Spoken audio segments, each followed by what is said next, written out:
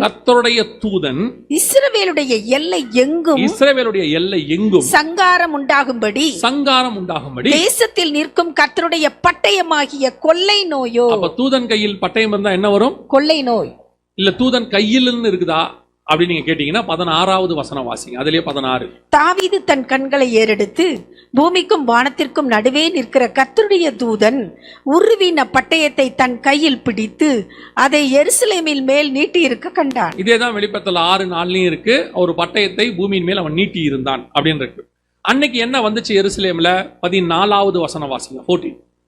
ஆகையால் கர்த்தர் இஸ்ரவேலிலே கொள்ளை நோயை வரப்பண்ணினார். அப்ப தெளிவா இருக்கு வசனம். பட்டயத்தை எடுத்தா என்ன வரும்?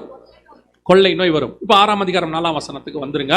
வெளிப்படுத்தின விசேஷத்துல மிக துல்லியமாக வசனம் சொல்லுது. தூதன் கையில் ஒரு பட்டயம் பூமி எங்கும் நீட்டப்பட்டிருந்தது, பூமியில் உள்ளவர்கள் அப்படின்னு இருக்கு. அப்போ ஒரு பெரிய கொள்ளை நோய் வரணும். இந்த கொள்ளை நோய் எப்ப வரணும்? அதான் ரொம்ப இம்பார்ட்டன்ட். இந்த சிவப்பு குதிரை எப்ப வரணும் அப்படிங்கிறதுக்கு நீங்க சகரியாவின் புஸ்தகத்துக்கு வரணும். சகரியா